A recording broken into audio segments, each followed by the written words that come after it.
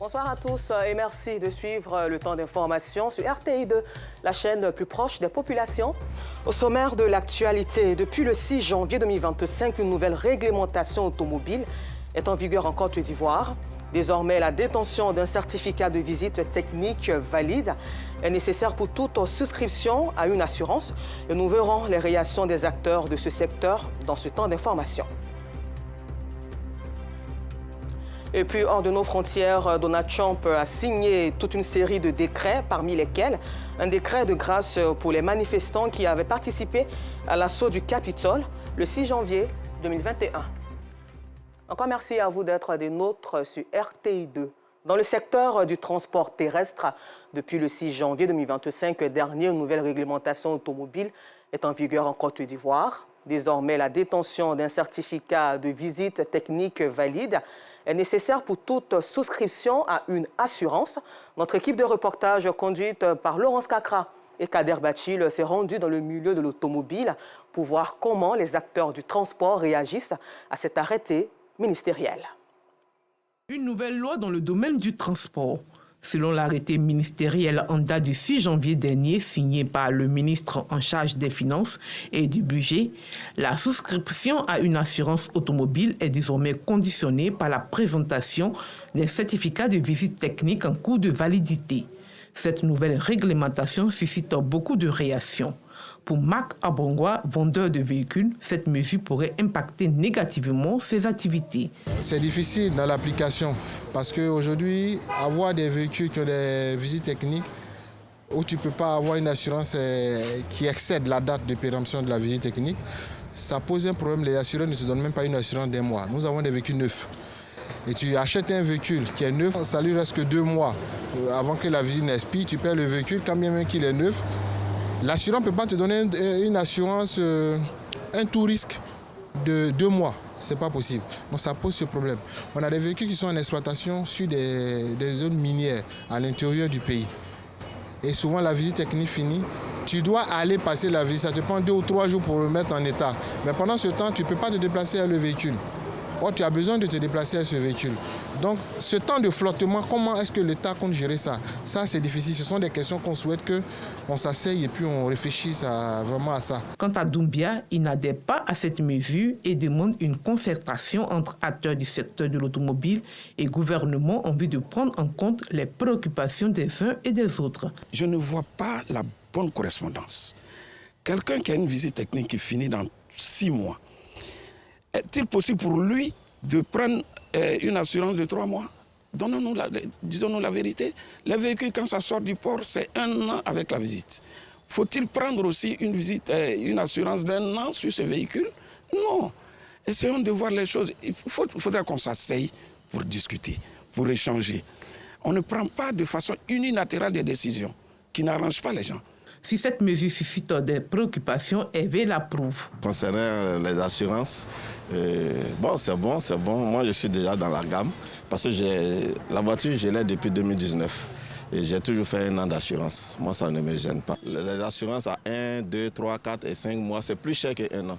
1 an, c'est plus moins cher. Mais les gens le font pourquoi? C'est pas manque de moyens, ils n'ont pas les moyens, c'est pourquoi. Cette initiative entre dans le cadre de la stratégie nationale de sécurité routière 2021-2025, visant à réduire de 50% le nombre de décès dus aux accidents de la circulation d'ici à 2030. Le bilan de l'accident tragique survenu ce mardi 21 janvier 2025 sur l'as Diokwe d'Aloa, précisément dans le village de Pona Ouenlio, à 32 km de Diokwe, s'est alourdi, passant de 15 à 17 morts. Selon un communiqué du ministère ivoirien des Transports, l'accident impliquait un autocar de passagers appartenant à une compagnie étrangère et un camion de transport de marchandises d'une coopérative. À l'intérieur du pays, dans la ville de Gagnoa, l'Harmattan bat son plein, ce vent sec accompagné de poussière salit toute la ville et les véhicules. Une occasion donc pour les lavages auto de faire de bonnes affaires. Lavage auto, un business juteux en saison sèche. Un sujet de Georgette Ido Fofana, Gilles Tonien et Sidiki Ouattara qui reviennent de Gagnoa, région du Gord. Le vent de l'harmattan, accompagné de poussière, souffle sur toute la ville de Gagnoa, au centre-ouest du pays. Une période favorable à l'activité des lavages automobiles, car la plupart des véhicules sont couverts de terre rouge. Dans ce lavage situé en bordure de voies au quartier Méréville, plus de place pour les véhicules. Ce lieu ne désemplit pas. En temps d'harmattan, la poussière envahit vite les véhicules et on ne peut pas circuler avec cette saleté-là dans la ville. De temps en temps, on arrive au lavage ici pour faire laver nos véhicules. Je le fais 2 fois par semaine pour rendre le véhicule vraiment propre, l'habitacle propre pour qu'on ne puisse pas être enrhumé par la poussière. Quand la moto est sale, nous sommes obligés de la faire laver parce que ça salit aussi les vêtements. Pour le superviseur, la saison sèche représente un gagne-pain pour eux. Du lundi au dimanche même, c'est toujours rempli, ça est là. Nos lavages, ça maille. On arrive à faire 750 000 ou bien 40 000 francs à patron. Les petites voitures, les voitures lavées aspirées, 1500 les petites voitures là. Mais le lavage simple est 1000 francs. Mais les lavages aspirés, c'est 2000. Le lavage simple, c'est 1500. À Gagnoa, tous les lavages auto tirent profit de cette période.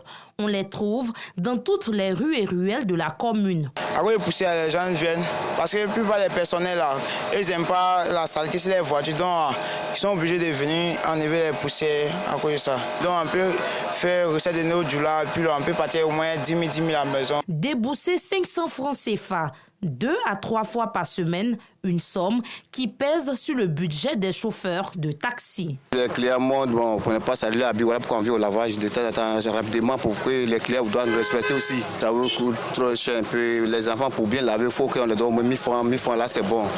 Pour éviter de dépenser beaucoup d'argent pour rendre leur véhicule propre, certains chauffeurs ont trouvé une alternative. Ils vont directement au marigot. Quand tu as calculé là, tu peux dépenser au moins 2000 par jour, alors que je n'ai pas encore fini d'abord. De toute façon, on fait ça là, on peut tourner pour qu'on puisse gagner un prix. C'est un marigot. Voilà, c'est pas pour quelqu'un, si on gagne l'eau à Omo, on peut en profiter. Présentement à Gagnoa, que ce soit dans les lavages modernes ou marigots, le plus important pour les automobilistes, c'est de débarrasser son véhicule de la poussière générée par l'harmattan. Ce lundi 20 janvier dernier, un groupe scolaire situé dans la ville de Grand-Bassam, au quartier Modeste, a inauguré sa bibliothèque. Ce sont plus de 350 livres qui ont été offerts au grand bonheur des élèves, des encadreurs et des parents d'élèves. Laurence Kakra. Ce groupe scolaire situé dans la ville de Grand-Bassam, précisément à Modeste, a inauguré sa bibliothèque composée de plus de 350 livres de tout genre. C'est le don de Dame Koné, une férue de littérature qui, à travers ce geste, veut inculquer le goût de la lecture chez ses élèves. D'abord, nous devons aider nos enfants. Nous devons les mettre sur le chemin de la réussite. Et tout cela passe par les livres. Comme au bas âge, on apprend déjà tout et on apprend bien. J'ai voulu que nos enfants tout petits, on puisse leur inculquer cette valeur de pouvoir apprendre à travers nos livres, de pouvoir s'instruire, se former à travers les livres. Les parents d'élèves sont reconnaissants du geste. Pour eux, c'est dans les livres que réside le savoir. C'est à nous, en tant que parents, de stimuler nos enfants à s'intéresser à la lecture parce que tout ce que nous voyons ici, c'est une source de sagesse. C'est une très belle initiative. Donc, je suis vraiment ravie de voir que cette école a pu respecter cet engagement d'ouvrir la bibliothèque. Donc, je leur dis merci. Et en tant que parents d'élèves, on va faire l'effort. Déjà, on fait l'effort de ne pas donner les téléphones quand il y a les cours. On fait cet effort qui n'est pas facile. Mais grâce à la bibliothèque qui ouvre aujourd'hui, je pense qu'on a encore une raison d'encourager les enfants à lire les livres à la maison ou à l'école. Nyango Trevis, élève en classe de CM1, est heureux de voir cette bibliothèque dans son école et promet de lire ses livres. J'apprends à lire pas à pas. J'apprends les mots et comme ça, je peux mieux lire les mots, les syllabes. Je vais venir à la bibliothèque parce que j'adore la lecture et que je veux apprendre des nouveaux mots. La directrice de l'école, émue par l'acte posé, promet de prendre des dispositions nécessaires pour amener les élèves à s'intéresser davantage à la lecture. Elle vient de poser un acte. Elle-même, peut-être ne se rend pas compte de l'acte qu'elle a posé. Elle a sémé. dans la vie de plusieurs personnes. Et les enfants ici seront vraiment initiés à la lecture. Donner le goût de la lecture aux enfants est l'objectif recherché par la donatrice. Retour à Abidjan où la direction générale de la SODESAM a convié la presse pour un moment d'échange et partage d'informations sur sa gestion de l'année écoulée. Et cette direction a dévoilé ses priorités pour 2025. C'est au cours d'un déjeuner presse dans la zone aéroportuaire de la commune de Port-Boué, Noussangaré. L'année 2024 a été marquée par l'organisation de la Coupe d'Afrique des Nations en terre ivoirienne. La SODESAM a joué un rôle majeur dans la réussite de ce rendez-vous footballistique. Durant la compétition, les aéroports domestiques devant accueillir équipes et supporters ont été configurés pour la circonstance en vue de traiter les vols internationaux, ceux sous la houlette de la structure. Pour pouvoir relever ce défi, nous avons tout d'abord mis en œuvre un plan de formation en urgence qui nous a permis de renforcer nos effectifs de contrôleurs de la navigation aérienne certifiés pour traiter les vols internationaux. Nous avons également dû renforcer les équipements de nos tours de contrôle afin d'avoir le déport des images radar de la tour de contrôle de l'aéroport d'Abidjan afin d'avoir une cohérence dans le suivi des vols qui venaient sur les aéroports domestiques. Et nous avons également, comme vous avez peut-être pu le constater, travaillé avec l'ensemble des parties sous la supervision du ministère des Transports afin que l'ensemble des services présents sur un aéroport international soient présents sur nos aéroports domestiques, à savoir la police, la douane, les eaux et forêts, les services de santé, les services de délivrance de visas à l'arrivée, etc. Donc, ça a été une petite révolution, mais ça a été riche en enseignements pour nous et par la grâce de Dieu, tout s'est bien passé. Outre ce rendez-vous sportif continental, l'année 2024, ce sont aussi des certifications et distinctions pour la SODESAM. Au plan financier, l'entreprise se porte bien, selon le directeur général Jean-Louis Moulot. 228 millions de résultats nets en 2021, elle est passée à 1,613 milliard de francs CFA en 2024.